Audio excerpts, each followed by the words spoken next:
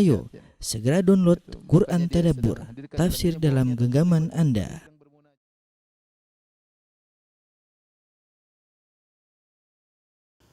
Bismillahirrahmanirrahim. Assalamualaikum warahmatullahi wabarakatuh. Alhamdulillahi ala ihsanih wa syukru lahu ala taufiqihi wa amtinanih wa asyhadu an la ilaha illallah wahdahu la syarika lahu ta'ziman li sya'nih wa asyhadu anna Muhammadan abduhu wa rasuluhu da'ila ridwanih. Allahumma salli alaihi wa ala alihi wa ashabihi wa ikhwanih. Para ikhwan dan akhwat, bapak dan ibu-ibu yang dirahmati oleh Allah Subhanahu wa taala, para anggota Majelis Taklim Samara yang dirahmati oleh Allah Subhanahu wa taala. Alhamdulillah pada kesempatan hari ini kita dimudahkan oleh Allah Subhanahu wa taala untuk bersuah kembali dalam rangka belajar, dan insyaallah ini adalah pertemuan perdana kita untuk mempelajari buku yang ditulis oleh Syekh Dr. Abdul Razak Al-Badr hafizahullah taala yang berjudul Ahadithul Akhlaq, yaitu hadis-hadis tentang akhlak ya, tentang akhlak. Dan buku ini saya sudah lihat, Masya Allah, mencakup sisi-sisi yang komprehensif tentang akhlak yang seharusnya ya kepada orang-orang di sekitar kita. Makanya akhlak ya, dari kalau lihat dari daftar isinya ya, tentang bagaimana berakhlak kepada kedua orang tua, tentang silaturahmi, bagaimana tentang anak kepada anak-anak, kepada tetangga, kepada anak yatim, bahkan kepada para pekerja ya. Kemudian hak-hak persaudaraan ya. Kemudian bagaimana tentang mendamaikan dua orang yang bersengketa, tentang keutamaan maafkan, kemudian keutamaan tidak mudah marah ya. Tentang akhlak malu ya, tentang menjenguk orang sakit ya, banyak sekali. Kemudian bahkan adab-adab ketika di jalan, bahkan adab terhadap haiwan ya. Kemudian juga bagaimana adab menuntut ilmu, adab ketika makan ya, tentang buang hajat, bagaimana akhlak seorang pedagang muslim ya, dan yang lain-lain yang ini penting bagi kita semua untuk kita pelajari ya, mengingat akhlak adalah ibadah yang agung ya. Ini yang perlu kita ingatkan, dan saya kenapa memilih buku ini ya, karena banyak di antara orang-orang yang tidak menghadirkan perasaan dalam dirinya bahwasanya akhlak itu ibadah ya. Ketika kita baca Quran kita merasa kita dapat pahala. Ketika kita sholat kita merasa dapat pahala ya. Ketika umrah merasa dapat pahala. Ketika berhaji kita merasa dapat pahala. Tapi ketika kita berakhlak mulia, ketika kita lembut kepada istri, ketika kita nurut kepada suami misalnya, ketika kita mengalah kepada kawan-kawan kita misalnya, ketika kita tawadhu di hadapan pekerja kita misalnya, seakan-akan itu tidak berpahala, seakan-akan itu bukan ibadah ya. Padahal akhlak adalah ibadah yang sangat agung ya. Nanti akan kita jelaskan bagaimana agungnya akhlak dalam Islam ya. Karenanya ketika Nabi SAW mengutus seorang sahabat untuk berdakwah, Nabi SAW berkata kepadanya, ittaqillaha haitsu ma kunt. Bertakwalah engkau dimanapun kau berada dan dimanapun kau berada, kapanpun dan dimanapun kau berada. Kemudian kata Nabi SAW, wa'atbi sayyi'atal hasanata tamhuha. Maka jika kau melakukan dosa, maka lakukanlah kebaikan, niscaya kebaikan tersebut akan menghapuskan dosa yang kau lakukan. Kemudian di akhirnya kata Nabi SAW, wa khaliqin nasa bi khuluqin hasan. Dan bermuamalah kepada manusia dengan akhlak yang baik ya. Padahal kita tahu akhlak bagian daripada takwa, tetapi Nabi mengkhususkan penyebutan akhlak di akhir wasiat Nabi kepada sahabat tersebut. Kata Ibnu Rajab Al-Hambali rahimahullah, karena banyak orang menyangka bahwasanya hubungan namanya agama itu hanya hubungan seorang dengan Tuhan. Padahal dia berbuat baik kepada sesama manusia, itu juga adalah agama, itu adalah ibadah yang diperintahkan oleh Allah Subhanahu wa taala. Maka ini yang ingin kita tekankan dalam pengajian kita, insyaallah ini pengajian yang pertama, untuk menghadirkan dalam diri kita ya, bahwasanya tatkala kita senyum, tatkala kita maafkan, tatkala kita meredam amarah, ini semua ibadah ya, ada pahalanya ya, ada pahalanya. Tatkala kita tidak terpancing emosi dalam medsos, tidak terpancing emosi untuk membalas kata-kata buruk orang lain ya. Jangan disangka itu tidak ada pahalanya ya. Karena akhlak yang mulia adalah ibadah yang agung di sisi Allah Subhanahu wa taala. Oleh karenanya pada pertemuan kali ini kita hanya menyampaikan mukaddimah tentang agungnya akhlak sebagaimana yang disampaikan oleh Syekh Abdul Razak di awal kitabnya. Insyaallah pada pertemuan berikutnya baru kita masuk pada poin-poin yang tadi saya sebutkan tentang muhtawaya, tentang isi dari kitab ini ya. Kita insyaallah masuk tentang birrul walidain, berbakti kepada orang tua dan seterusnya. Tapi pada kesempatan kali ini kita ingin bahas tentang agungnya akhlak yang mulia ya.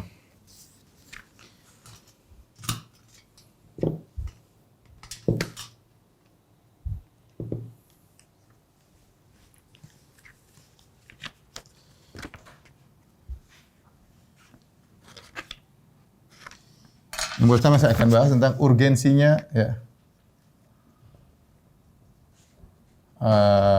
akhlak yang mulia. Ya. Ada banyak poin ya yang menunjukkan tentang urgensinya akhlak mulia. Ya. Yang pertama,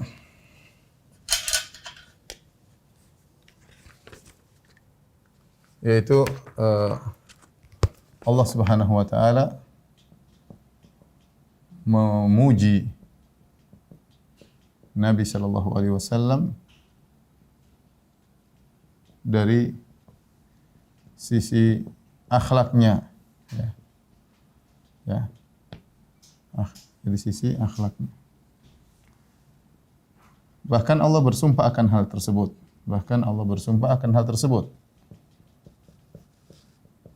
Bersumpah untuk itu ya. Dalam Al-Quran, Allah Subhanahu wa Ta'ala berfirman, Nun wal qalami wa ma yasturun. Ya. Kata Allah, Nun, kemudian wal qalami wa ma yasturun. Ma anta bi ni'mati rabbika bi majnun wa inna laka la ajran ghayra mamnun wa innaka la ala khuluqin azim.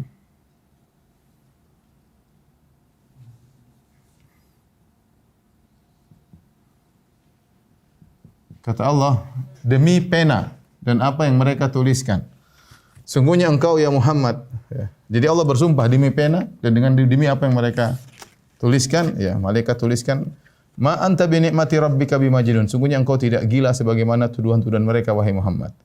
Wa innalaka la ajran ghayra mamnun. Sungguhnya engkau akan dapat pahala yang tiada henti-hentinya ya Allah. Ya Muhammad. Kemudian kata Allah, wa innaka la ala khuluqin azim. Sungguhnya engkau berada di atas akhlak yang agung ya. Ini Allah bersumpah sambil memuji. Sungguhnya engkau ya Muhammad berada di atas akhlak yang agung. Kalau akhlak yang agung bukan perkara yang penting, buat apa Allah bersumpah kemudian memuji akhlak Nabi sallallahu alaihi wasallam? Ini menunjukkan bahwasanya akhlak adalah poin yang besar dalam syariat karena Allah memuji khusus tentang sisi akhlak Rasulullah sallallahu alaihi wasallam ya. Kalau Rasulullah memiliki akhlak yang sangat agung ya, maka tentunya kita umatnya berusaha meniru Rasulullah sallallahu alaihi wasallam ya. Kemudian di antara hal yang menunjukkan tentang agungnya urgensinya akhlak ini yang pertama. Yang kedua, Nabi sallallahu alaihi wasallam diutus untuk menyempurnakan akhlak.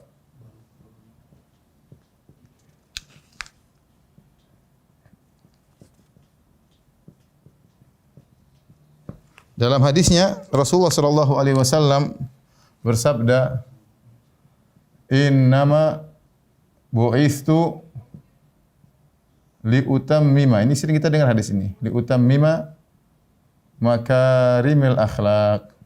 Dalam riwayat yang lain salihil akhlak. Kata Nabi sallallahu alaihi wasallam, sungguhnya aku diutus hanyalah aku diutus kata Nabi, hanyalah aku diutus untuk menyempurnakan akhlak. Ya, akhlak yang mulia. Kalau kita perhatikan di sini Nabi menggunakan ibarat hanyalah, innama, ya. Nabi menggunakan ibarat innama, ya. Kalau bahasa Indonesia artinya hanyalah. Seakan-akan agama ini tujuan utamanya adalah untuk memperbaiki akhlak, ya. Ini menunjukkan bahwasanya akhlak dalam Islam memiliki porsi yang sangat besar, ya. Ini menunjukkan akhlak dalam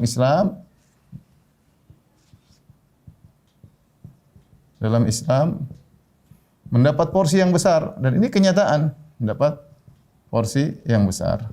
Ya, makanya kalau kita buka hadis-hadis Nabi sallallahu alaihi wasallam isinya banyak tentang masalah adab, tentang adab kepada orang tua, adab kepada tetangga, adab kepada istri, adab kepada suami, adab kepada anak-anak, ya, adab kepada non muslim, ya, akhlak banyak sekali, adab makan, adab minum, adab buang hajat, ya.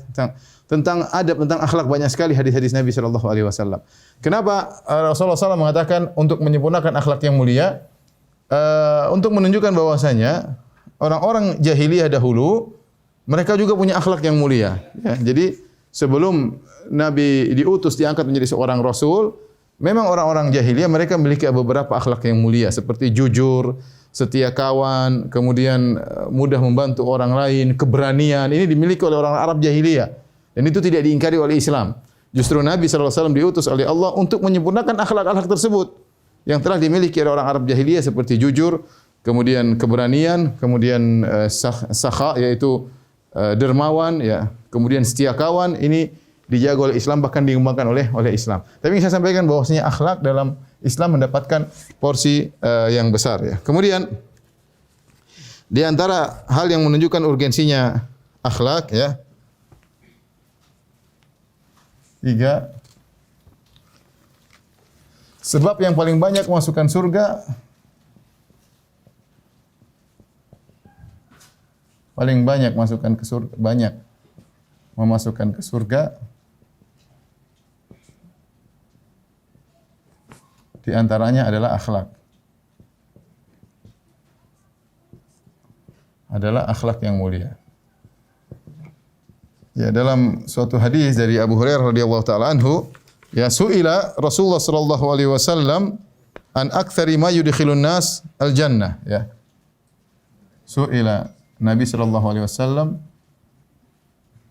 an aktsar ma yudkhilun nas al jannah. Jadi Nabi sallallahu alaihi wasallam ditanya, apa sebab terbesar atau sebab yang paling banyak masukkan orang ke surga? Apa jawaban Nabi sallallahu alaihi wasallam? Rasulullah SAW mengatakan, taqwallah wa husnul khuluq. Qala sallallahu alaihi wasallam, taqwallah wa husnul khuluq. Ternyata jawaban Nabi SAW paling banyak masukkan orang dalam surga adalah bertakwa kepada Allah,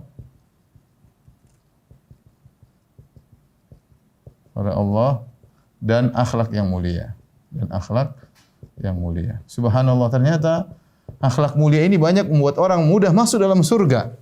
Maka kalau kita tahu di antara sebab paling banyak masuk dalam surga adalah akhlak yang mulia, maka harusnya kita konsentrasi. Bahkan kata para ulama, husnul khuluq ini adalah bagian daripada takwa. Saya ulangi, husnul khuluq, akhlak mulia, dia termasuk daripada ketakwaan.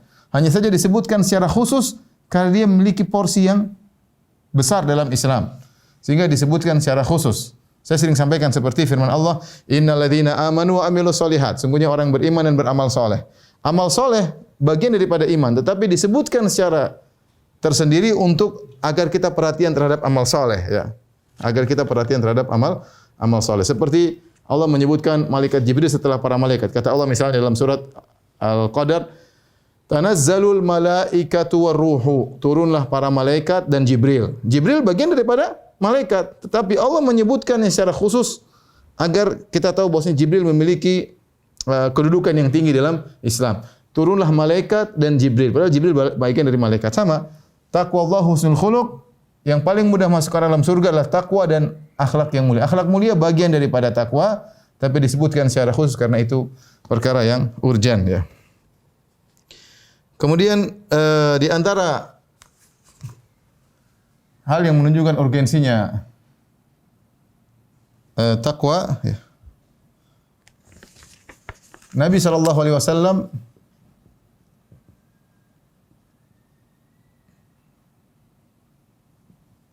menjadikan akhlak mulia sebagai barometer indikator, ya, tingkat keimanan. Ini perhatikan, ya. Nabi SAW menjadikan akhlak yang mulia sebagai barometer tingkat keimanan ya. Kata Nabi sallallahu alaihi wasallam, perhatikan, akmalul al mu'minina ya, imanan ahsanuhum khuluqa wa khiyarukum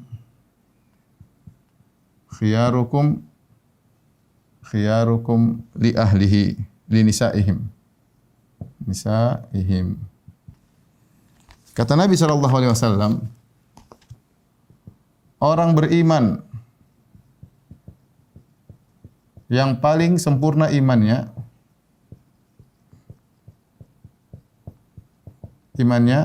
adalah yang paling bagus akhlaknya.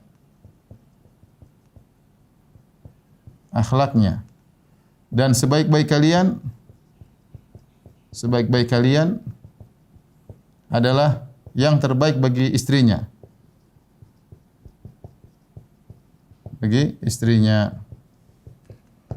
Dalam riwayat yang lain kata Nabi sallallahu alaihi wasallam,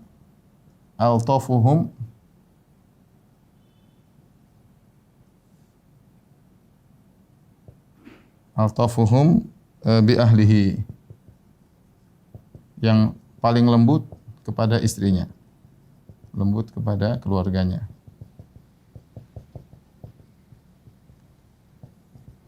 Lihat di sini, hadis ini sangat jelas sekali. Nabi SAW mengatakan orang beriman yang paling sempurna imannya, yang paling sempurna imannya. Siapa? Adalah yang paling bagus akhlaknya. Kenapa bisa demikian? Karena akhlak yang mulia adalah praktek nyata daripada keimanan. Ya, hal ini kenapa? Karena akhlak mulia adalah praktek ya dan bukti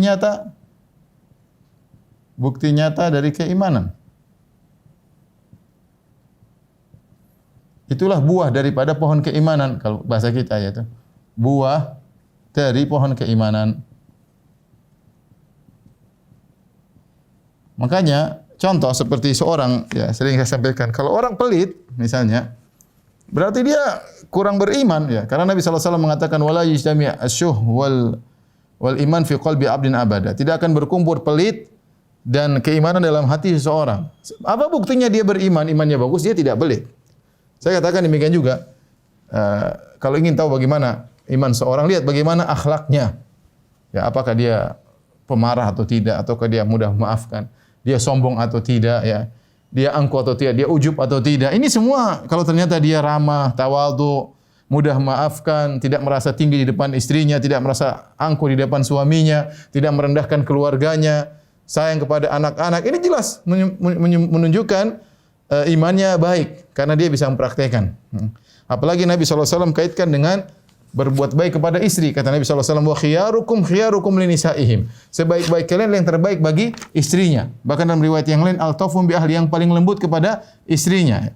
Kenapa? Karena kalau kita mau kasar kepada istri sangat mudah ya. Sebenarnya kalau seorang mau kasar, misalnya istri mau dia gampar, mau dia pukul, mau dia sakiti hatinya, mudah ya. Tapi kalau seorang beriman kepada Allah, dia tahu bahwasanya akhlak dia kepada istri adalah ibadah yang agung ya. Ya, maka dia akan mudah maafkan, ya, terutama wanita sering salah ya.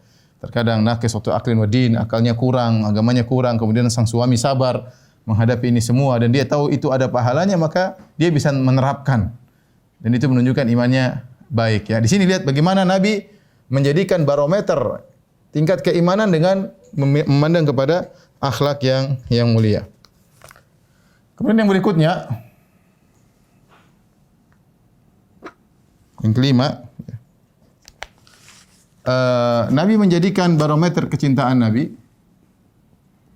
Nabi menjadikan derajat kecintaan Nabi sallallahu alaihi wasallam kepada umatnya berdasarkan akhlaknya. Berdasarkan akhlak mulia.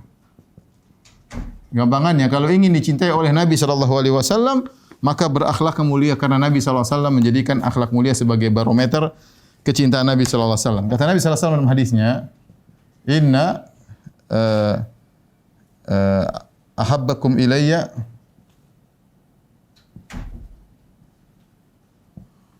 ahasinukum akhlaqa. Ahasinakum akhlaqa. Al-muwatti'una aknafan.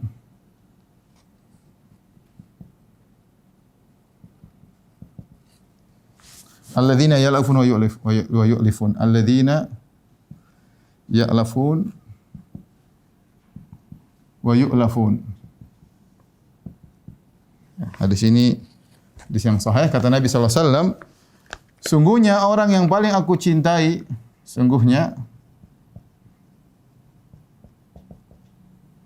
yang paling aku cintai di antara kalian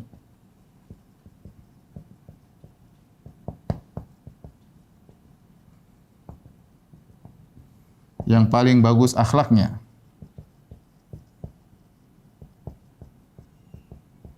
Siapa itu? Kata Nabi sallallahu alaihi wasallam, yaitu orang-orang yang membentangkan tangannya. Bahunya atau tangannya mudah untuk bergaul dan diajak bergaul. Hadis ini hadis yang agung, perhatikan sini ya. Nabi sallallahu alaihi wasallam mengatakan, sungguhnya yang paling aku cintai. Kita kan ingin dicintai oleh Nabi sallallahu alaihi wasallam. Siapa yang paling dicintai oleh Nabi nanti pada hari kiamat kelak ya? Adalah yang paling bagus akhlaknya. Apa ciri-ciri orang yang bagus akhlaknya? Nabi jelaskan, al-muwatti'una aknafan alladzina ya'lafun wa yu'lafun. Itu orang yang membentangkan tangannya. Maksudnya apa? Ya'lafun, mudah untuk bergaul dan mudah juga untuk diajak bergaul. Jadi orang yang berakhlak itu bukan orang yang angkat dadanya, enggak mau ngomong sama orang, biar karismatiknya terjaga, tidak ada senyum sama orang lain. Sebagian orang ingin menjaga dirinya biar dia hebat tanpa senyum, tanpa omongan, cuek dengan orang lain, sehingga agar orang hormat sama dia. Tidak, orang berakhlak mulia bukan orang tawadhu. Lainil janib, mudah untuk bergaul sama orang, bicara sama orang juga tidak sombong, tidak angkuh. Oleh karena ketika ada seorang datang kepada Nabi sallallahu alaihi wasallam, kemudian dia bergemetar di hadapan Nabi karena lihat karismatik Nabi sallallahu alaihi wasallam, kata Nabi sallallahu alaihi wasallam, "Hawin ala nafsik." Santai saja. Lastu bimalik, saya bukan raja. Innama ana imra'atun min Quraisyin ta'kulul qadid. Aku ini hanyalah seorang lelaki, anak dari seorang wanita Quraisy yang juga makan daging yang dikeringkan atau susu yang dikeringkan. Artinya kalau bahasa kita, jangan aku bukan raja, santai. Aku ini seperti yang lainnya, sama-sama makan nasi. Ya, gampangannya seperti itu. Jadi Nabi SAW ya tidak kemudian pasang dirinya kemudian high profile ya. Kemudian tidak mau bicara sama sembarang orang, kemudian enggak. Orang Nabi SAW mengatakan orang yang paling Nabi cintai adalah orang berakhlak mulia, alladzina ya'lafun wa yu'lafun. Mudah untuk bergaul, mudah diajak untuk bergaul. Bicara sama orang enak, ramah, ya. Kemudian tidak merendahkan orang. Ya. Jadi untuk kita barometer akhlak kita yang mulia diantaranya ini. Ya. Kalau orang senang ngobrol sama kita, kalau orang serindu ketemu dengan kita, ya maka itu berarti mudah-mudahan itu akhlak yang mulia. Yang penting kita bukan riya. Kita berakhlak mulia, mudah, tidak merendahkan orang, menyenangkan hati orang. Kalau kita enggak ada dicari-cari, ini berarti insya Allah akhlak mulia. Tapi kalau sebaliknya, orang tidak mau ngobrol sama kita, baru ketemu sudah sakit hati, tidak mau lagi ngobrol sama kita.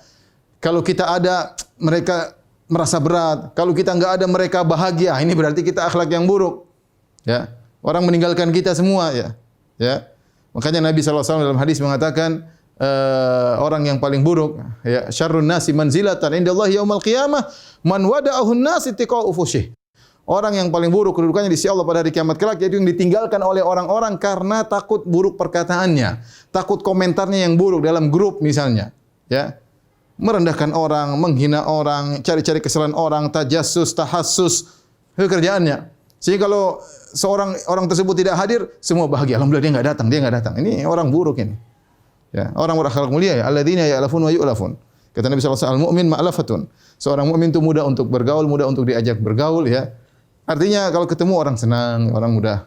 Ya, itu namanya mukmin, bukan sombong dan angkuh ya. Pasang high profile sehingga tidak ada orang boleh bergaul dengan dia ya misalnya. Tapi yang keenam,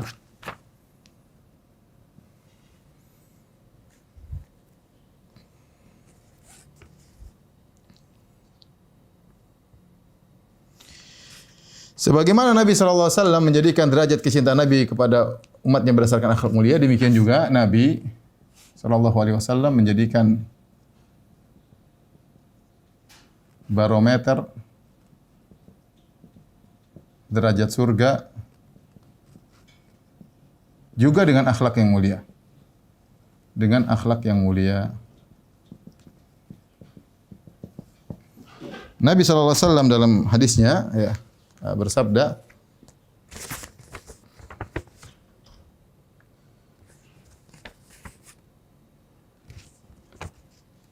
Nabi sallallahu alaihi wasallam, "Inna min ahabbikum ilayya wa akrabukum minni majlisan yaumal qiyamah."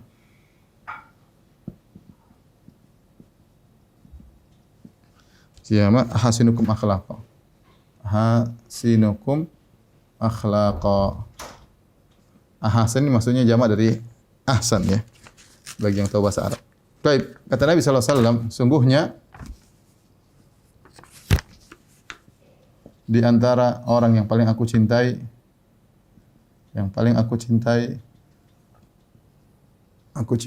kemudian apa? Yang paling dekat majelisnya denganku pada hari kiamat. Kiamat adalah yang paling terbaik akhlaknya.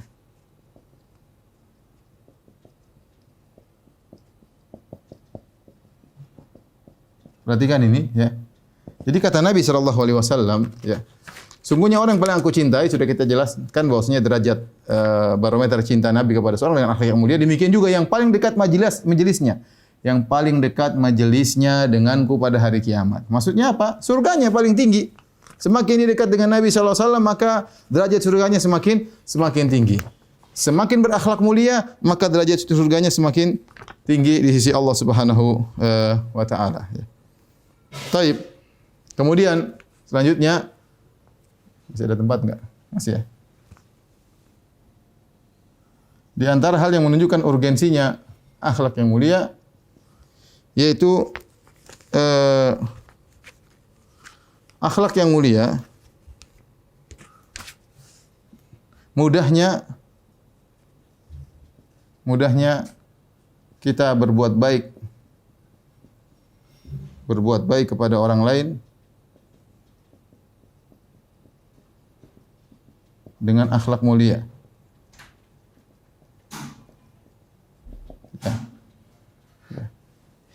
Dalam hadis kata Nabi sallallahu alaihi wasallam, innakum lan tasa'un nasa bi amwalikum. Ya. Walakin yasa'ahum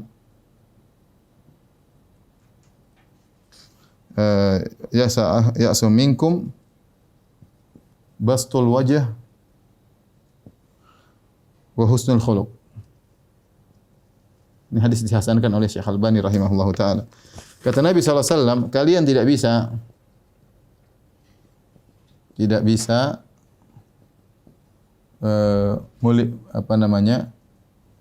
meliputi atau memberikan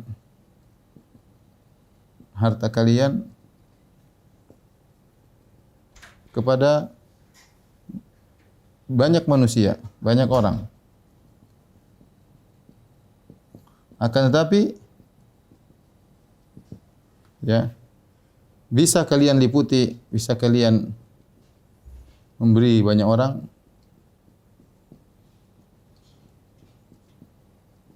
dengan senyuman dan akhlak yang mulia.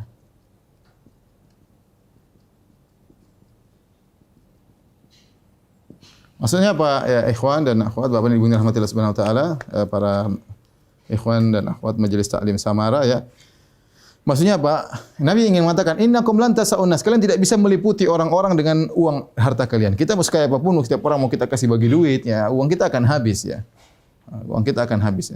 Kemudian susah, kita juga memberikan uang kepada orang tidak mudah karena kita memang dibuat secara naluri cinta kepada harta. Setiap ketemu orang kita kasih duit berat ya. Kecuali Rasulullah SAW. Rasulullah kasih duit seluruhnya harta yang dia miliki sampai tidak miliki apa-apa. Itu Nabi SAW. Tapi kita manusia biasa, kita memang wa innahu li hubbil khairi lasyadid. Kita sangat cinta kepada harta. Mau bagi-bagi harta seluruhnya kepada orang enggak mampu iman kita. Tetapi kata Nabi, kalian tidak bisa meliputi manusia dengan harta kalian, tetapi kalian mampu meliputi manusia dengan senyuman. Apa susahnya kita senyum sama banyak orang? Setiap ketemu orang, mau 1.000 orang, mau 1.000.000 orang, mau di hadapan khalayak 1.000.000 orang, kita senyum. Senyum kita dibagi untuk mereka semua, tidak susah, mudah. Itulah akhlak mulia. Sehingga senyuman kita bisa sampai kepada 1.000.000 orang, pahala kita dapat banyak. Kalau hartanya bagi 100.000 aja kali 1 juta sudah 100 juta, susah. Ya. Susah, duit kita tidak cukup segitu ya. Tapi kalau senyum kita bisa. Ya, kata-kata yang baik, akhlak yang mulia, kata-kata yang baik bisa didengar oleh jutaan orang, bisa didengar oleh puluhan ribu orang, bisa didengar oleh ribuan orang dengan akhlak yang mulia. Jadi akhlak mulia itu subhanallah di antara keistimewaannya, dia mudah untuk kita tebarkan. Berbeda dengan harta, ya tidak mudah kita menebarkan harta kepada orang lain. Ya. Taib. Yang terakhir ya. Untuk urgensinya saya di sini. Pun ada space yang banyak. 6, 7, 8. Ya. Di antara bukti urgensinya akhlak yaitu Nabi SAW berdoa untuk diberi akhlak yang mulia.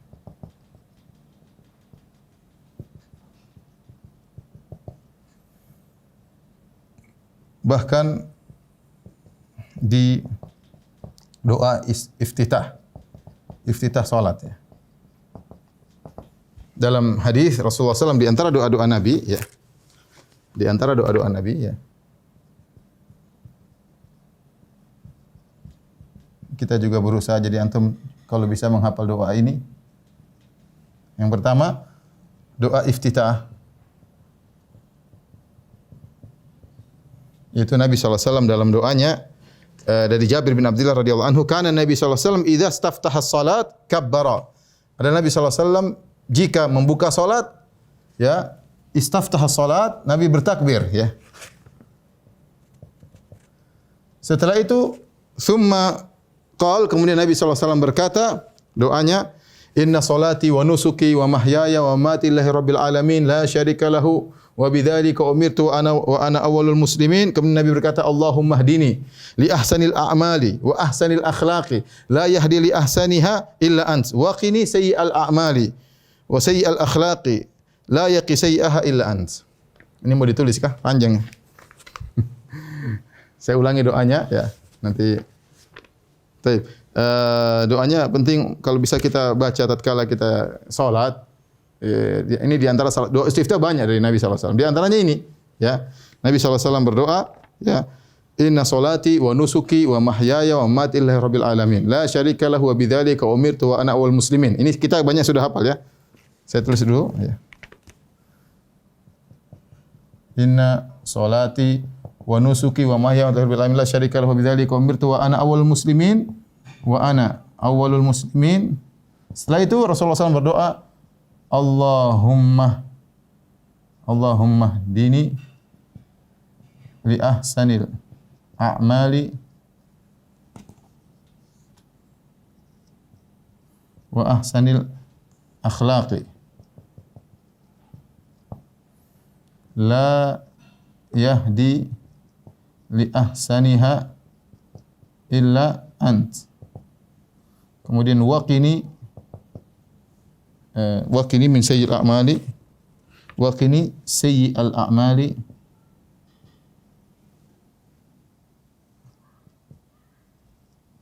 wa sayyi'al akhlaqi la yaqini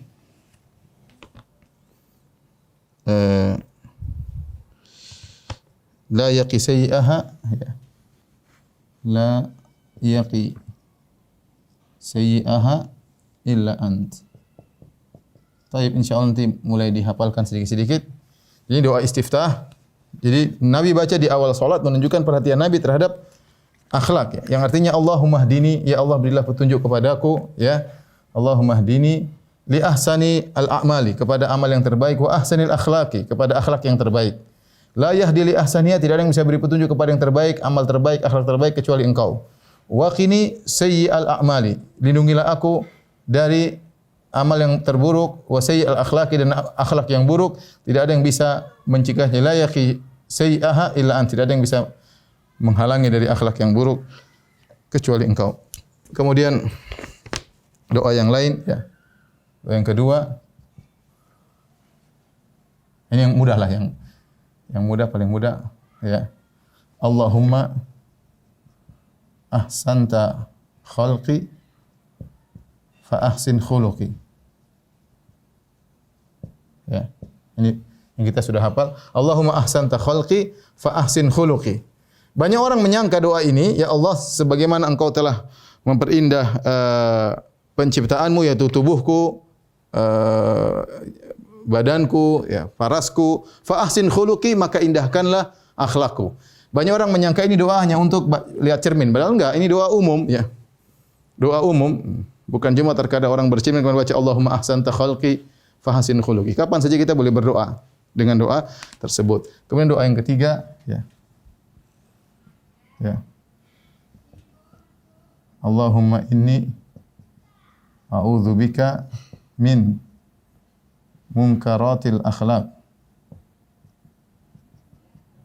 munkaratil a'mal, dan munkaratil akhlaq wal a'mal, wal a'mal wal ahwa wal adwa. Ini di antara doa Nabi sallallahu alaihi wasallam, ya Allah, a'udzubika min munkaratil akhlaqi wal a'mali wal ahwa'i wal adwa. Ya Allah, aku berlindung kepada Engkau dari kemungkaran-kemungkaran akhlak, dari kemungkaran-kemungkaran amal, dari kemungkaran hawa nafsu dan kemungkaran-kemungkaran penyakit. Ini di antara doa-doa Nabi sallallahu alaihi wasallam yang menunjukkan tentang urgensinya akhlak yang mulia. Kalau sudah, kita lanjutkan lagi.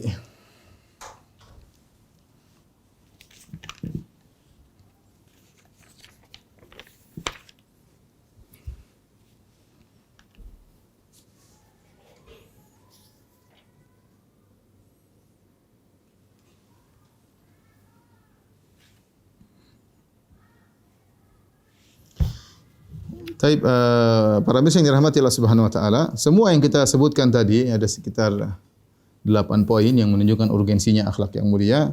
Ini saya sengaja memaparkan satu demi satu agar benar-benar menanamkan dalam diri kita bahwasanya akhlak mulia itu ibadah. Jadi saya sering sampai kita ini baru merasa dapat pahala kalau kita sedekah, kalau kita baca Quran, kita merasa dapat pahala. Kita bangun salat malam melawan rasa kantuk, kita merasa dapat pahala. Tapi terkadang perasaan tersebut hilang tatkala kita misalnya ngalah sama kawan. Ya. Kita enggak mau ribut, sudah ngalah. Padahal itu akhlak yang mulia. Kemudian kita lembut sama istri, seakan-akan ini bukan akhlak yang mulia. Padahal itu akhlak dan itu pahalanya besar. Seorang istri yang kemudian mengerti dengan kondisi suaminya. Seorang istri yang tadinya dia mau marah sama suaminya, kemudian dia mau angkat suaranya, dia rendahkan. Maka hadirkanlah dalam diri kita, dalam diri antum, dalam diri antuna, ya, baik suami maupun istri. Tatkala kita berbuat baik kepada pasangan kita, itu ada pahalanya. Argo pahala berjalan. Argo pahala berjalan. Jangan kita menyangka pahala cuma kalau baca Quran, ya. Itu maksud saya. Jadi ini semua kesengaja tadi saya paparkan sampai 8 poin agar itu benar-benar terpatri dalam diri kita. Bahwasanya akhlak mulia itu adalah ibadah. Maka hati-hati dalam bertutur kata, hati-hati dalam menulis status, hati-hati dalam komentar, hati-hati dalam ketika berbicara, hati-hati dalam bersikap. Ya, ini semua adalah akhlak yang mulia dan diperhatikan oleh syariat Islam. Tapi yang berikutnya beberapa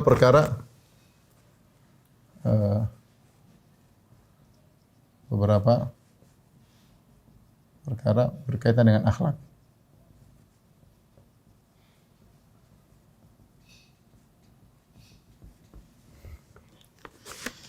Yang pertama yang perlu kita ingatkan bahwasanya ya, akhlak itu adalah rezeki dari Allah. Ya.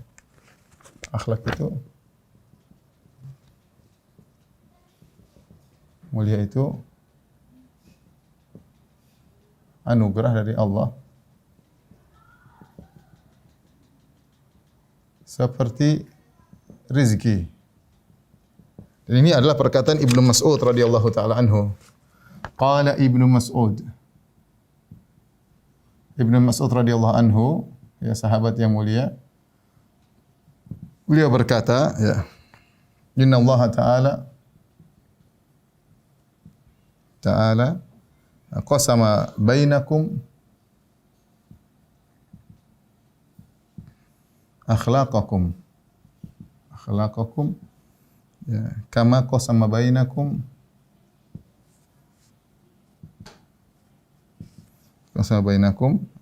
arzaqakum ya. Jadi kata Ibnu Mas'ud, ya, sesungguhnya Allah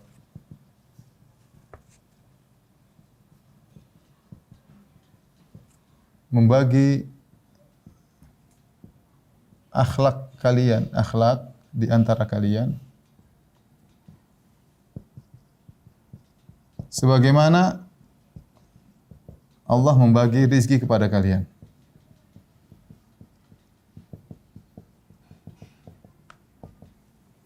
Jadi analogi Ibnu Mas'ud radhiyallahu anhu, akhlak itu seperti rezeki. Makanya kita sekarang lihat misalnya ada orang kaya, ada orang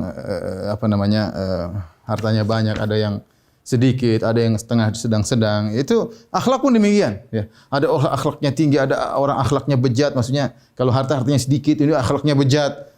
Ya, ada akhlaknya sedang-sedang saja. Ada yang murah senyum luar biasa, ada yang senyumannya kayaknya mahal banget, tidak mau senyum. Ya, kecuali kalau kita sudah kasih hadiah banyak baru mau senyum, ya. Ada yang orang mudah menghargai, ada orang berupa mudah mengucapkan jazakallah khair. Kita baru kasih kue dia bilang jazakallah khair. Ada orang dikasih kue enggak jazakallah khair, dikasih mobil baru bilang jazakallah khairan. Mengucapkan terima kasih berat kayaknya, ya. Tidak mau merendahkan orang, tidak menghargai pemberian orang lain. Jadi demikian akhlak itu seperti rezeki Allah bagi-bagi. Nah, kalau begitu, jika demikian, sebagaimana kita semangat mencari rezeki,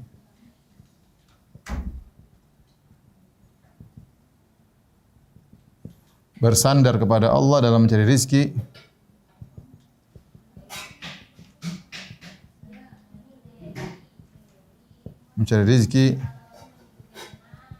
dan bisa berubah ekonomi seorang, bisa berubah, ya, kondisi ekonomi seorang dari miskin, ya, menjadi kaya, ya. Maka demikian juga akhlak.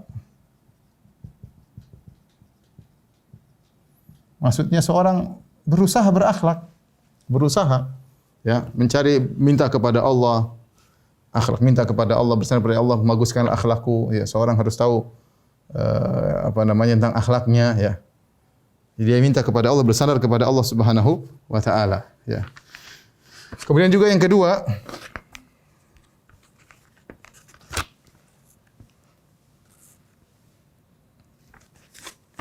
akhlak ada dua.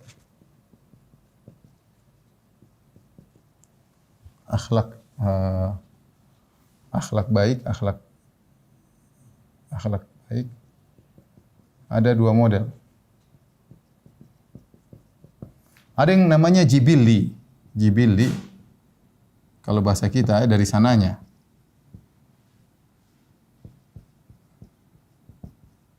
Ada namanya muktasab. Kalau bahasa kita diusahakan, perjuangan, diusahakan dengan perjuangan. Rasulullah SAW pernah berkata kepada Ashaj Abdul Qais, Rasulullah SAW, inna fika la khaslatain ahabbahumullah. Wahai Ashaj Abdul Qais, pada dirimu ada dua akhlak yang Allah cintai, yaitu al-hilm wal anat, yaitu tidak terburu-buru, tidak tergesa-gesa dan mudah memaafkan, ya. Maka dia bertanya, apakah ini, ya, takhallaqtu bihima am jabalani Allah alaihima? Ya Rasulullah, ini dua akhlak yang mulia ini, apakah aku yang berusaha berakhlak seperti atau dari sananya Allah kasih kepadaku? Maka dia mengatakan, Allah kasih engkau dua akhlak tersebut. Oleh ini kita dapati ada sebagian orang dari sananya yang penyabar. Sabar, ya, mungkin dari suku tertentu, sukunya penyabar, atau dia tumbuh dari keluarga tertentu, keluarganya penyabar, sehingga diijek orang dia tidak mudah tersinggung, dia sabar. Ada orang dari sananya pemalu. Dari sananya memang malu, kemudian kalau berkata milih-milih, tidak ceplas-ceplos. Dari sananya yang begitu. Ya. Luar biasa, kita dapat sebagian orang sabar luar biasa. Ada yang ini orang kok bisa sabar kayak gini.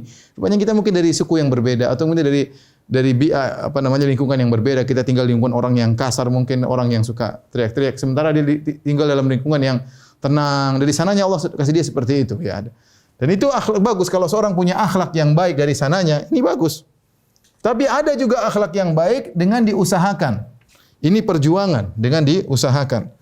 Dan ini pahalanya besar, ya. Nabi SAW bersabda dalam hadisnya, ya, ana zaimun bi baitin fi a'lal jannah liman hassana khuluquhu. Kata Nabi SAW dalam riwayat seperti itu, ya. Aku menjamin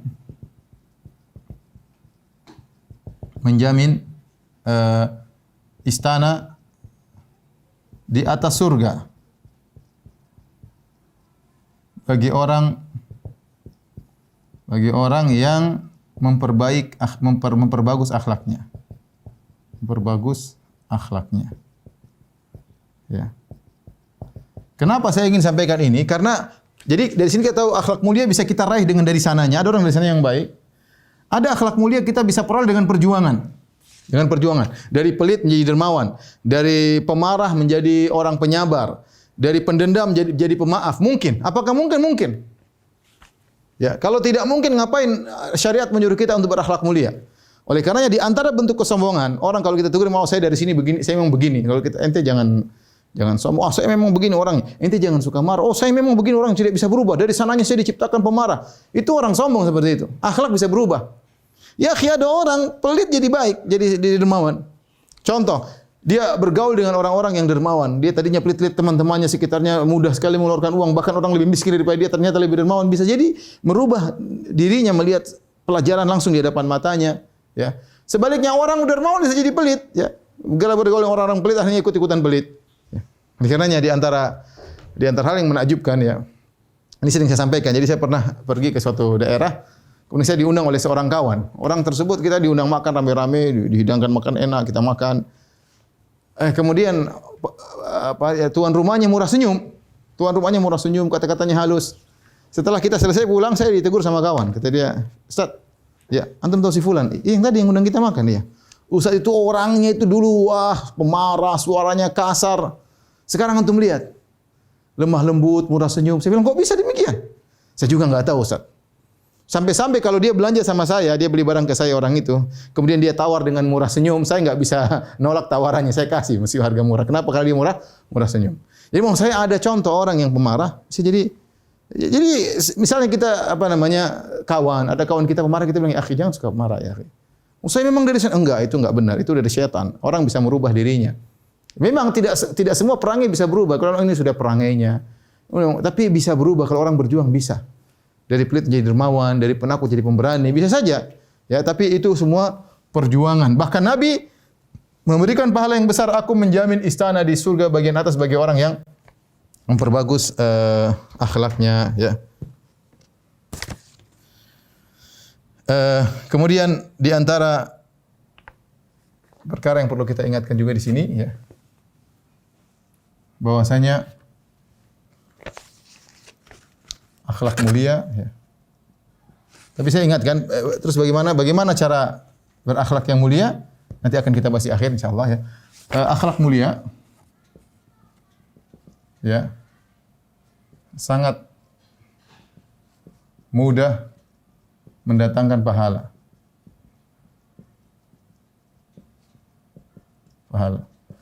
Karena banyak waktu kita digunakan untuk bermuamalah.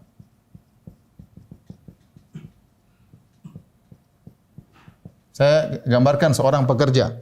Seorang pekerja, pegawai, dia keluar dari rumahnya jam 8 sampai di kantor, maka dia ketemu dengan bosnya, dia ketemu rekan kerjanya, dia ketemu dengan customer misalnya, kemudian dia ke masjid. Ini saya seorang laki-laki, saya tahu seorang dia seperti keluar dari rumah misalnya jam 8 sampai di kantor mungkin jam 9. Kemudian dia ketemu dengan kawan-kawan, dia senyum, ngobrol, kemudian dia kerja dengan baik, bagaimana dengan bosnya, dengan customer bagaimana misalnya. Kemudian waktunya ke masjid, dia ke masjid ketemu dengan kawan-kawan ya.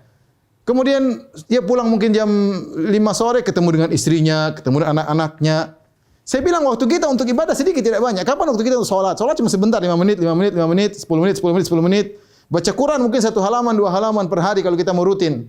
Zikir pagi petang 15 menit, 15 menit cuma sebentar. Waktu kita kebanyakan untuk bermuamalah. Ya, saya ini banyak waktu saya bermuamalah dengan istri, dengan anak-anak, dengan pembantu, dengan supir, ya, dengan audiens, ya, dengan kawan-kawan banyak. Jadi, nah kalau seorang sudah berjuang kemudian dia setelah mencapai derajat akhlak mulia, ini semua yang dia lakukan muamalah ini semua adalah argo pahala baginya.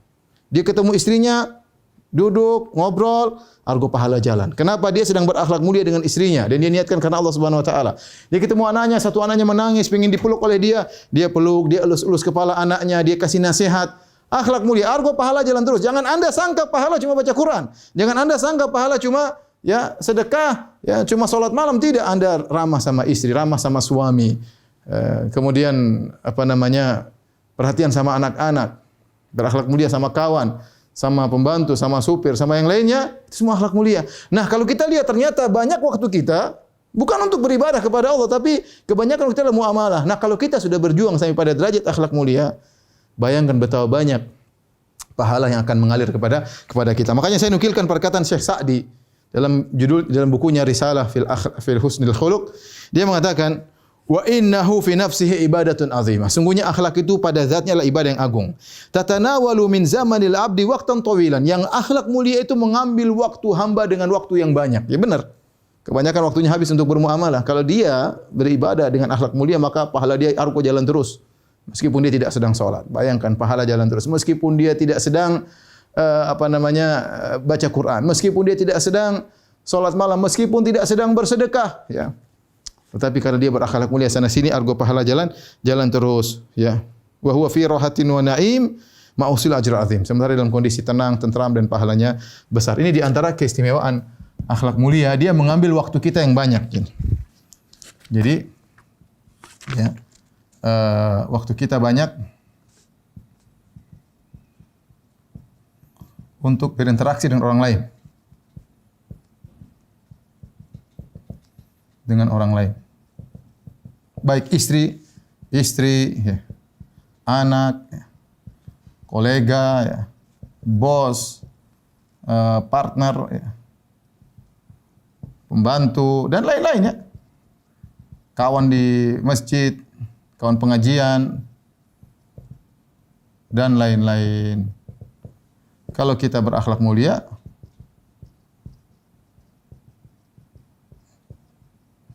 maka argo pahala jalan terus. Argo pahala jalan terus. Argo pahala jalan terus, ya. Kemudian ikhwan, ya.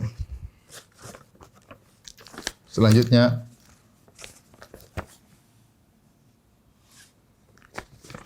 orang yang berakhlak mulia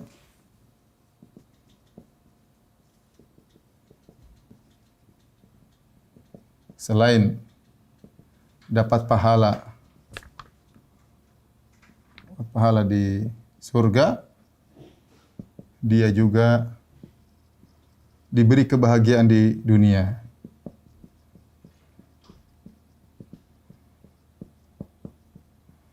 Oleh karenanya Syekh Sa'di rahimahullah dalam bukunya tersebut dia menyebutkan beberapa faedah duniawi bagi orang yang berakhlak mulia. Faedah duniawi. Contohnya apa? Hatinya tentram. Hatinya selalu tentram. Ya, orang kalau akhlak mulia, pemaaf, tidak suka dendam. Sudahlah, orang sama dia tenang, dia maafkan. Hatinya tentram. Tapi kalau orang dendam, hatinya jengkel, membara, terbakar hatinya. Tapi kalau dia selalu maafkan, dia hatinya baik, maka dia senantiasa hatinya selalu tentram. Ya. Kemudian di antaranya menjadikan yang jauh menjadi dekat, musuh menjadi kawan. Ya. Orang kalau berakhlak mulia, ya dia mudah untuk, misalnya guru, yang mudah untuk ngajarin. Kenapa dia berakhlak mulia? Yang jauh terasa dekat, dia kontak. Kalau ngobrol orang yang jauh merasa rindu ketemu dengan dia. Bahkan musuhnya pun sedang bertikai dengan dia pun tidak enak untuk menjatuhkan dia, memilih kata-kata yang kenapa dia berakhlak baik kepada musuhnya. Ya, dia milih kata-kata, tatkala dia mendebat atau tatkala dia mengkritik, dia pilih kata-kata yang baik, akhirnya ya sudah. Bahkan musuhnya pun bisa menjadi kawan baginya. Ya. Ini memberi ketentraman kepada dia. Ya. Kemudian dijauhkan dari banyak keburukan. Ya, banyak keburukan yang menimpa kita karena terburu-buru. Ya, gerasa gerusu, tidak dipikirkan, cepat emosi, ya. Sedikit-sedikit ngamuk, sedikit-sedikit cerai kamu, sedikit-sedikit kamu udah ngamuk, akhirnya perkara kecil jadi besar gara-gara akhlak yang buruk. Orang berakhlak mulia tidak. Dia menghadapi dengan tenang, dia hadapi dengan tenang seluruhnya sehingga akhirnya dia mendapatkan kehidupan kebaikan dunia sebelum kebaikan akhirat, ya. Taib. Terus yang terakhir yang kita bahas pada kesempatan kali ini, ya ini bagaimana bisa berakhlak mulia.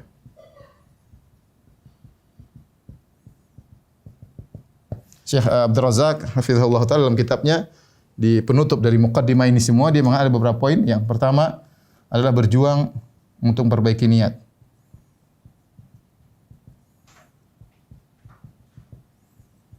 Ya kita mau berakhlak mulia punya niat. Kalau enggak niat punya akhlak mulia gimana mau berakhlak mulia? Ya berarti kita berjuang, saya ingin berakhlak mulia. Saya ingin berakhlak mulia, ya. Ya, kemudian belajar tentang akhlak mulia. Ini yang sedang kita lakukan. Akhlak mulia. Sekaligus belajar tentang akhlak buruk untuk kita hindari. Untuk dihindari. Sekarang kalau orang tidak belajar dia tidak tahu dia akhlaknya baik atau buruk. Setelah kita belajar, kita benar-benar bahasa ininya? Periksa, fahs itu kalau bahasa Arab itu kita mengadakan pemeriksaan yang detail terhadap diri kita. Kita ini sebenarnya apa? Coba kita scan diri kita. Scan diri kita, ya. Scan diri kita. Kita ini coba pelit enggak? Iya, pelit. Suka marah enggak? Coba bikin daftar. Daftar akhlak buruk saya apa? Begini. Periksa. Oh, saya suka merendahkan orang. Saya suka suudzon. Saya suka merendahkan istri. Saya suka merendahkan suami. Banyak kalau kita mau periksa. Kita kalau meriksa orang gampang. Orang itu begini gampang. Periksa diri kita. Sekali-sekali scan diri kita. Kalau Anda enggak mampu scan, suruh istri scan diri Anda. Sayang, tolong scan diri akhlak saya. Oh, suami baru keluarlah istri akan ente tuh begini, Anda tuh begini suamiku. Oh, keluar semua scannya teliti. Kita kadang kalau scan diri kita enggak tahu scan orang lain, Masya Allah, luar biasa. Jadi kita belajar tentang akhlak yang mulia, ya. Setelah itu kata Syekh Abdul Razak hafizahullah taala, berusaha, bermujahadah, bersungguh-sungguh mempraktekkan. Berusaha mempraktekkan.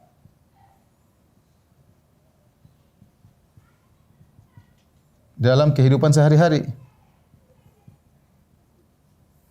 Maksud saya, kita nanti akan belajar adab kepada orang tua. Ya, kita berusaha praktekkan adab terhadap tetangga, adab terhadap kawan, berbicara terhadap istri, adab majelis. Praktekkan. Kita belajar ini bukan cuma untuk kawasan yang kita kumpulkan. Oh, saya sudah khatam buku ini, saya sudah baca buku Syekh Abdul Razak dari awal sampai akhir. Enggak, yang kita perlu adalah kita praktekkan. Kemudian kata Syekh Abdul Razak yang keempat, jangan lupa berusaha untuk mendakwahkan. Orang yang berdakwah itu ya lebih kokoh, ya. Karena dia mengingatkan dirinya dan mengingatkan orang lain. Sebelum orang lain dia ingatkan dirinya. Dan yang terakhir kata Syekh Abdul Razak hafizahullah taala adalah meminta pertolongan kepada Allah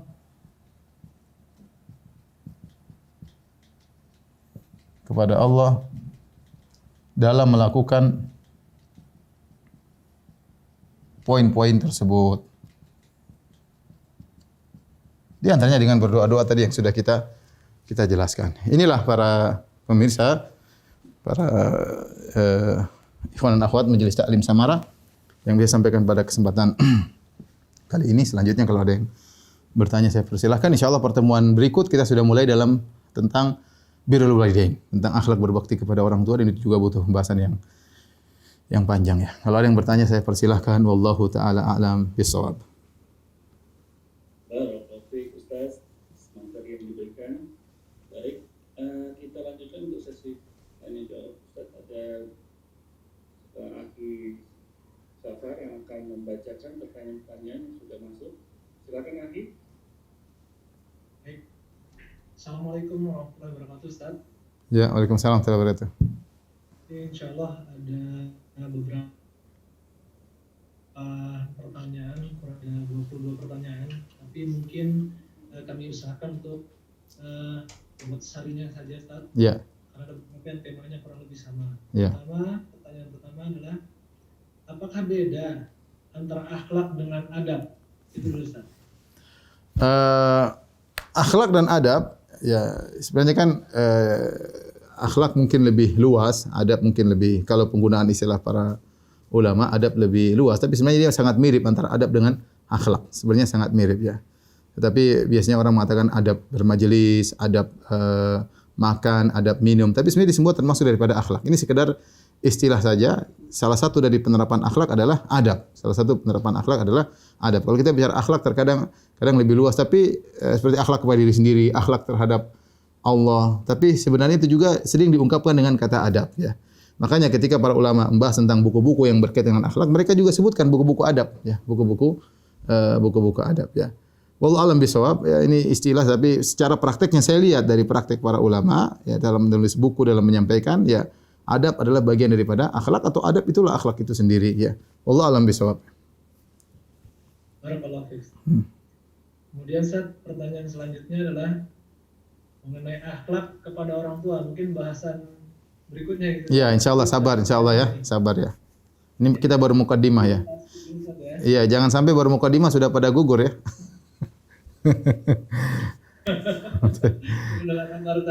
Ya, insyaallah. Kemudian ada pertanyaan lagi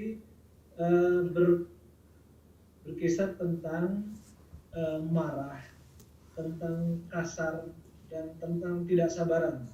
Walaupun berbagai macam latar belakangnya. Ada yang marah karena latar belakang keluarganya begitu, Ustaz. Jadi sering dimarahin orang tua, kemudian dia juga refleks begitu. Ada yang memang dari lingkungannya. Ada yang akhirnya membuat dia jadi kasar, tidak sabaran. Ada yang dia ingin sebenarnya melihat sebuah kemaksiatan atau melihat sesuatu yang tidak baik, tapi membuat dia jadi tidak sabar. Karena dia jadi marah-marah gitu. Nah, bagaimana menyikapi sifat marah, sifat kasar, dan sifat tidak sabaran ini, Ustaz? Sabar ya, perjawaban saya sabar. Insyaallah ada pembahasannya tentang akhlak yang buruk, marah ya, insyaallah. jadi sabar insyaallah ya. Ya. Sabar. Baik. Nah, kemudian ada lagi, Ustaz. Bagaimana adab kita terhadap teman kita yang murtad? Bolehkah kita memberikan kado atas kelahiran anaknya? Jadi tentunya Allah Subhanahu wa taala tidak melarang kita berbuat baik kepada orang-orang yang non muslim ya. La yanhaakumullahu 'anil ladzina lam yuqatilukum fid din wa lam yukhrijukum min diyarikum an tabarruhum wa tuqsitu ilaihim innallaha yuhibbul muqsitin. Sungguhnya Allah tidak melarang kalian berbuat baik, berbuat adil kepada orang-orang yang tidak, orang-orang kafir yang tidak mengusir kalian dari negeri kalian, tidak musuh kalian dalam agama kalian ya. Tidak mengapa. Baik orang non muslim atau orang kafir atau orang murtad ya. Kalau kita ingin dekat dengan dia dalam rangka ada maslahatnya ya, dalam rangka untuk coba mendakwahi dia lagi, membuat siapa tahu dia sadar kembali. Kalau ada tujuannya enggak ada masalah. Ya. Seharusnya orang murtad itu kita sikapi, kita hajar, kita boikot harusnya. Tapi sekarang kondisi sebagaimana kata para ulama bahwasanya penerapan amar ma'ruf nahi munkar dibangun di atas maslahat. Apa masalah kita terhadap orang murtad tersebut? Kalau dengan kita memberikan kado atau oleh-oleh kepada anak yang baru lahir, kita bisa membuka diri untuk diskusi dengan dia, ya itu bagus. Tapi kalau nggak ada manfaatnya, maka tidak perlu. Mending kita kasih orang-orang yang baik. Jadi maksud saya kalau ada maslahatnya, ya maka tidak mengapa, dan mudah-mudahan itu bermanfaat dan insyaallah kita dapat pahala karena kita punya tujuan. Tatkala kita melakukan kebaikan kepada orang murtad tersebut. Wallahu a'lam bishawab. Kemudian ada pertanyaan lagi, bagaimana seharusnya wanita itu berakhlak dalam hal bersosial media, Ustaz? Ini semuanya pertanyaan tentang penerapan ya. Ya, tentu nanti ada tentang pembahasan akhlak dalam sosial media ya. Tapi ya sedikit-sedikit lah, pelan-pelan lah, sedikit-sedikit insya Allah kita belajar. Tapi akhlak secara umum tentunya akhlak orang baik, ya. Orang baik ramah, tidak sombong, tidak angkuh, ya seperti itu, tidak menunjukkan kehebatan misalnya. Kemudian tidak mencari-cari kesalahan orang lain. Itu akhlak yang umum dalam pergaulan sehari-hari, dalam sosial media dan yang lain. Tapi pembahasan khusus tentang sosial media tentu perlu penjelasan khusus. Insya Allah jika ada kesempatan dari Allah kita akan jelaskan secara khusus. Wallahu ta'ala alam bisawab. Kemudian ada lagi pertanyaan mengenai akhlak dengan sifat pribadi. Jadi ada jamaah yang merasa dirinya tuh introvert. Apa itu artinya tuh? Hubungan dengan introvert tuh agak pendiam. Jadi dia bukan orang yang suka ceria, terus banyak bicara. Dia tuh hanya akan bicara kalau ditanya gitu. Jadi sifatnya pendiam. Apakah ini berhubungan dengan akhlak juga, Ustaz? Yang penting ada orang diam karena sombong, ada orang diam karena dia memang tidak pandai berbicara. Tapi seorang berusaha merubah akhlak dia. Kita bukan jadi orang tukang banyak bicara. Orang yang pendiam itu bagus. Tapi bukan berarti diam ada samping orang depan ini diam aja, enggak. Coba apa susahnya dia mengatakan, "Gimana ukhti, baik." Diam lagi enggak ada masalah. Tapi dia tegur orang di sampingnya kanannya, orang samping kirinya dia tegur. Cuma dia diam terus, ada orang dia cium aja. Ya itu orang bisa menduga dia sombong ya. Diamnya tersebut karena kesombongan, karena merendahkan. Padahal belum tentu. Tapi maksud saya, diam itu baik, suka pendiam itu baik. Tapi ada waktunya kita berbicara. Kita diam pada waktu tempatnya, kita berbicara pada tempatnya. Contohnya kita ikut pengajian, ada orang samping kita, ya kita tegur di luar. Bukankah salam di antara kaum mukminin berpahala? Apalagi yang pertama kali mengucapkan salam. Gimana ukhti, apa kabar? Setelah itu kita diam, nggak ada masalah. Serius nyatat. Dewan lagi, ya gimana ukhti, baik, alhamdulillah, nyatat lagi, nggak ada masalah. Tidak harus, kalau kita nggak mampu pandai mengatur pembicaraan kita, tidak harus kita ngomong sana sini. Tetapi kita berusaha untuk murah senyum. Karena dengan murah senyum itu bisa menghilangkan berbagai macam kecurigaan ya. Atau persangkaan buruk terhadap diri kita. Jadi tidak jadi masalah seorang pendiam, tapi ada kalau dia waktunya berbicara ya. Kalau berbicara tidak pada tempatnya adalah akhlak yang buruk, diam tidak pada tempatnya juga akhlak yang buruk. Wallahu a'lam bishawab. Kemudian ada lagi pertanyaan mengenai kata-kata belajar adab dulu baru ilmu. Nah, yang ditanyakan adalah sejauh mana kita harus mempelajari adab sehingga kita baru bisa memulai belajar ilmu. Apakah ada pembatasan atau bagaimana?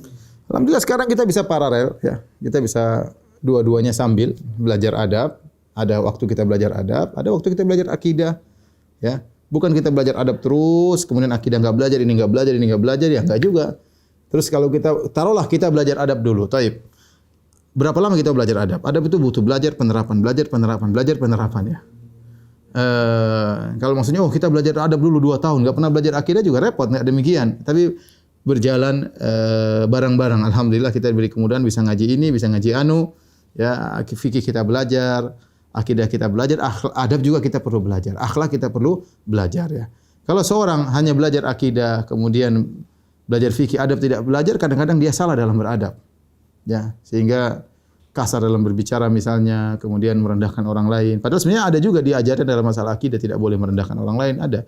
Tapi dia perlu pelajaran khusus. Makanya para ulama membuat buku-buku khusus tentang akhlak seperti Al-Adabul Mufrad karya Imam Bukhari rahimahullahu taala dan juga yang lainnya. Jadi sebaliknya kalau dia cuma belajar adab, tidak belajar akidah dan yang lainnya, kadang-kadang dia keliru juga ya, dia menyangka semuanya benar, dia menyangka semuanya tidak ada yang salah, kemudian akhirnya dia husnuzon tidak pada tempatnya dan sebaliknya. Jadi dua-duanya dipelajari ya, adab kita pelajari, akidah kita pelajari, fikih juga kita pelajari, masing-masing ada porsinya. Wallahu a'lam bishawab. Kemudian ada pertanyaan tapi agak keluar sedikit dari pembahasan, apakah berkenan, Ustaz? Enggak menyimpang. Tentang sholat, Ustaz. Nah, apa coba pertanyaannya apa? Jadi ini ada pertanyaan, dia baru beberapa hari yang lalu mengetahui bahwasanya menurut mazhab Hambali dan mayoritas ulama salaf terdahulu mengatakan kalau orang tidak sholat secara sengaja, meskipun meyakini kewajibannya, hukumnya kafir. Sebelum mengetahui hal tersebut, saya mengira bahwa konsekuensinya hanya sebatas dosa besar. Sekarang ini, apakah saya perlu syahadat ulang dan mandi menurut pendapat tersebut? Bagaimana, Ustaz? Oh, dia dulu mungkin ya sih bertobat aja, udah cukup bertobat ya. Ya apa namanya? Kalau dia dahulu karena itu masalah khilafiyah, masalah antara mazhab Syafi'i, kemudian mazhab Hambali, mazhab Jumhur dan yang lainnya ya, tentang orang yang meninggalkan salat karena malas, kafir atau tidak ya. Yang dia lakukan, dia bertobat kepada Allah dan alhamdulillah kalau dia sudah salat sudah selesai. Kalau sekarang dia rajin salat sudah selesai. Enggak perlu lagi dia syahadat, mandi, enggak perlu ya. Karena apa yang dia pendapati juga adalah pendapat para ulama sebelumnya mengatakan selama dia masih meyakini wajib tidak keluar dari Islam. Ya, dan dia mungkin berjalan di atas pendapat tersebut. Sekarang dia baru tahu oh ternyata ada pendapat yang mengatakan sengaja meninggalkan salat bisa kafir meskipun merasa hukumnya wajib ya. Tapi kalau sekarang dia sudah rajin salat, ya sudah. Sudah alhamdulillah dalam salat pun dia bersyahadah, syahadu alla ilaha illallah wa syahadu anna abduhu wa rasuluh, maka sudah cukup ya. Cukup. Allah alam bisawab.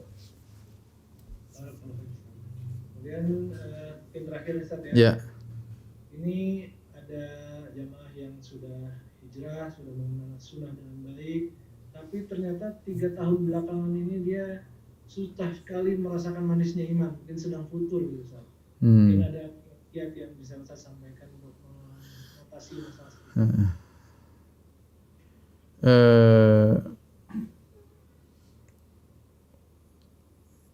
Memang kalau apa namanya manisnya iman perlu perjuangan ya, perlu perjuangan ya. Berjuang untuk bangun malam misalnya ya, menahan rasa kantuk, kita bangun pasang alarm kemudian kita bangun, itu Allah akan berikan kita manisnya iman ya, karena kita ada perjuangan. Allah menilai perjuangan kita ya. Allah, saya ingin dapat manisnya iman, bangun sebelum subuh 1 jam atau setengah jam, kemudian kita sholat berdoa kepada Allah, minta agar diberikan manisnya iman dalam hati kita ya. Itu perlu perjuangan. Di antara manisnya iman kita bisa peroleh dengan kita berjuang, dengan kita cinta dengan harta tapi kita ingin melakukan sesuatu karena Allah Subhanahu wa taala. Kita bersedekah atau misalnya sekarang lagi musim sebentar lagi musim kurban, kita punya uang, aduh saya beli HP atau kurban nih. HP enggak begitu perlu, udah kurban aja lah. Duit saya belikan kurban. Ada perjuangan ya. Kapan kita memiliki perjuangan namun karena Allah Subhanahu wa taala, insyaallah Allah berikan apa? Berikan kita manisnya iman ya. Karena benar, seorang terkadang merasakan manisnya iman dalam salatnya, terkadang manisnya iman tersebut dicabut oleh Allah Subhanahu wa taala. Ada yang salah dalam diri kita. Harus kita segera perbaiki. Tapi di antaranya dengan tadi minta kepada Allah dengan kita ada pengorbanan-pengorbanan yang kita lakukan di jalan Allah Subhanahu wa taala. Baik, ini tadi pertanyaan terakhir ya. Kalau boleh satu lagi Ustaz? Boleh terakhir. Terakhir yang kedua. Baik. Jadi terakhir nih, benar-benar terakhir insyaallah. Gini Ustaz, apakah bisa seandainya kita tingkatkan kualitas ibadah mahdoh kita, bisa secara otomatis meningkatkan kualitas akhlak kita? Sebenarnya iman kaitannya dengan akhlak, tetapi itu butuh kita kan ilmu, seperti kita kan belajar. Ilmu belum tentu kita terapkan. Ada contoh suatu golongan yang mereka punya ilmu namun tidak menerapkan. Yahudi. Dia punya ilmu, dia tahu tentang keimanan tapi dia tidak terapkan. Jadi masalah. Makanya ketika seorang belajar niatnya apa? Niat untuk menerapkan atau sekedar hanya untuk mencari wawasan ya. Kemudian kalau sudah dapat dia terapkan satu persatu enggak, karena itu butuh latihan. Maka mungkin terjadi seorang dia mungkin rajin beribadah, salat, tapi akhlaknya tidak baik ya. Bisa jadi ini dan ini terjadi. Ada orang Masya Allah ya, kalau masalah salat saf pertama ya. Kemudian kalau pengajian rajin ya, kalau nulis tentang sunnah juga Masya Allah, tapi waktu bayar utang enggak pernah bayar utang ya. Nggak ada akhlaknya, utang dikejar-kejar kayaknya nggak merasa bersalah ya. Ada orang seperti begitu. Berarti memang dia nggak belajar, mungkin dia tidak tahu tentang bahaya misalnya berhutang. Bahwa situ adalah adab yang sangat penting, menzalimi orang itu bahaya ya. Jadi dia mungkin hanya belajar sebagian ya. Padahal seperti yang mengatakan matalul ghani zulmun, orang yang menunda-nunda bayar utang padahal dia punya uang, dia berbuat zalim. Semakin dia menunda-nunda, argo zalimnya jalan terus ya. Kalau dia nggak belajar, mungkin dia nggak tahu ya. Mungkin dia nggak tahu. Tapi memang seharusnya kalau orang beriman dan belajar tentang adab-adab ya, seharusnya ada konsekuensinya bareng-bareng itu. Semakin dia beriman harusnya akhlaknya semakin baik. Tapi tadi ini butuh belajar. Ini butuh belajar dan butuh penerapan. Tadi yang disampaikan oleh Syekh Abdul Razak, hafizahullah taala, niatnya harus benar. Kemudian kedua belajar, kemudian belajar mempraktekkan, dan semua itu minta pertolongan kepada Allah. Demikian saja kajian kita pada kesempatan kali ini pada para anggota Majelis Ta'lim Samara yang dirahmati oleh Allah Subhanahu wa taala. Mudah-mudahan kita bertemu lagi di kesempatan yang berikutnya tentang birrul walidain. Ya, kurang lebihnya saya mohon maaf. Wabillahi taufiq wal hidayah. Assalamualaikum warahmatullahi wabarakatuh.